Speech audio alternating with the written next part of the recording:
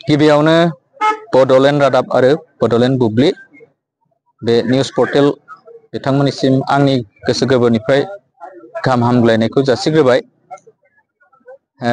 दिनै बे 66 annual Bible conference Northern Evangelical Lutheran Church NELC नि अदालगुरि सार्कोल एबा अदालगुरि बेंखनजों बानजायजानाय बे कनफारेन्स लोगोसे 10थि महिला सन्मिलन बे हाबाफारिखौ खुंफुंनाय जादों। बे हाबाफारिया 24 जानुवारिनिफ्राय लानानै मैया 25 जानुवारि आरो दिनै 26 जानुवारि दिनै जोबथारनाय समसिम मोनफैबाय। बेयाव जोंनि northern Evangelical Lutheran church Udalguri सार्कोलनि जे एनुवेल कनफारेन्स बेखौ खुंफुंनाय जादों आरो बे उइमेन्स कमिटिनि 10थि सन्मिलन बे हाबाफारिखौ लानानै बे प्रग्रामखौ खालामनाय जादों।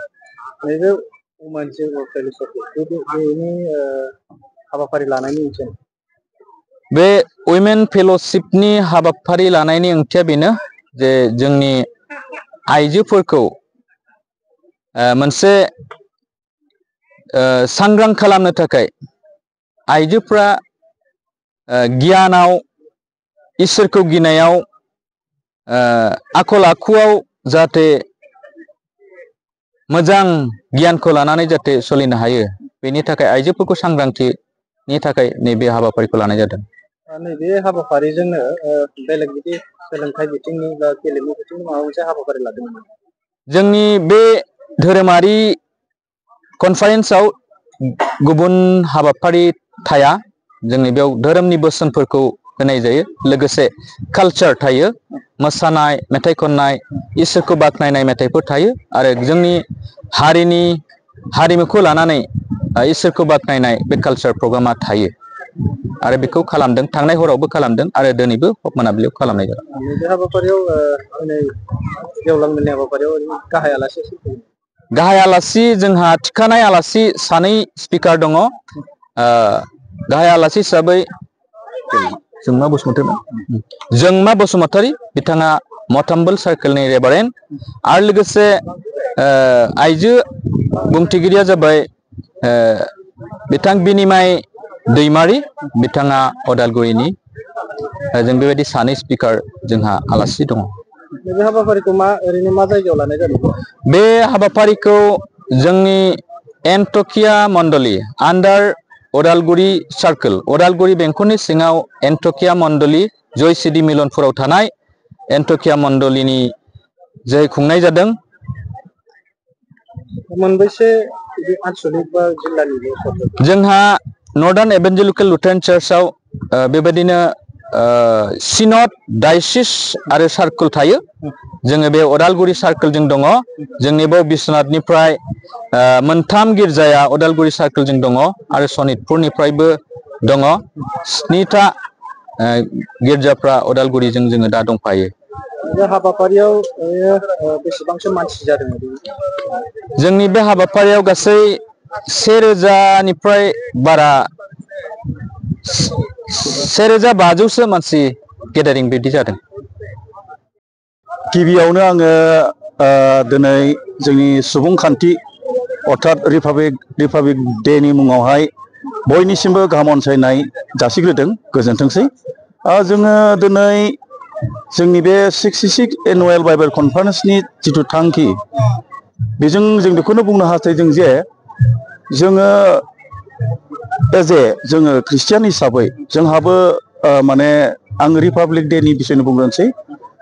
अखल धोरोमल' नङा, जोङो जोंनि हादोरनि थाखाय गिबियावनो जोङो सिन्था खालामग्रोनांगोन, जोंनि समाजनि थाखाय, जोंनि हारिनि थाखाय आरो लोगोसे जोंनि धोरोमनि थाखायबो। बेनिखायनो जों बेखौनो हास्थायगोन बयनिसिमबो जोंनिफ्राय गाहाम अनसायनायखौ जों जासिग्रोबाय। जों जेब्ला जों थिग जाग्रोगोन अब्लासो जोंनि हादोर आरो जोंनि हारि, जोंनि माहारि गासैबो थिग जागोन।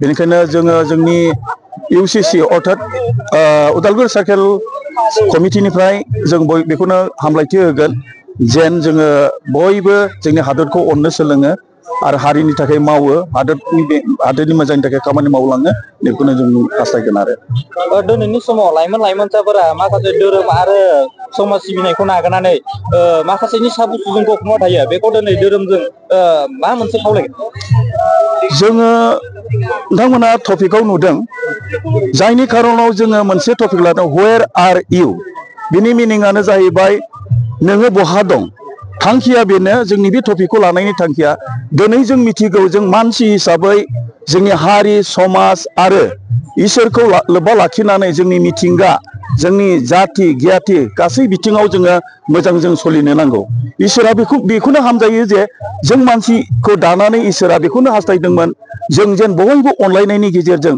बे जोंनि समाज जोंनि हारि गासै जौगानायनि थाखाय खामानि मावो नाथाय जों नुनो मोनबाय जोङो दिनै गोमानानै थानायनि समान इसोरा नाथाय बेखौ हास्थायाखैमोन माब्लाबाबो जोंनिफ्राय बेखौ हास्थायाखै जे माने बियो हास्थायदोंमोन जे जों मानसि हिसाबै संसारखौ जोंनो भुग खालामनो होबायब्ला इसोरा जोंखौ सोरजिबायब्ला जों जाहाथे बिनि सृष्टिखौ अननो सोलोङो गावजों गाव अनलायनो सोलोङो आरो बिनि होनाय नियम नितिफोरजों मानिनानै जेन जों सोलियो आरो बेजों लोगोसे जोङो जिउआवबो लुखांलाङो बेखौ हास्थायदोंमोन नाथाय दिनै जों नुबाय जोङो गोमानानै थानायनि समान जाबाय बेनिखायनो जों टपिकआव दोनदों नोंथाङा बबेयाव दं बेनिखायनो जोंखौ इसोरा सोंदों दिनै आदमनि गेजेरजों बै समाव सोंदोंमोनब्लाबो आथिखालावबो जोंखौबो सोंदों नोंथाङा बबेयाव दं जोङो आन्दायनानै थानायनि समान दिनै समाजनि बेरेखा हारिनि बेरेखा बा हादोरनि बेरेखा गोबां गुबुंले खामानि मावनानै दिनै जोङो मुल भिटिनिफ्राय जों आनजायनानै गोमानानै थानायनि समान जानानै दं बेखायनो जोंनि इसोरा बेखौनो हास्थायफिनदों जे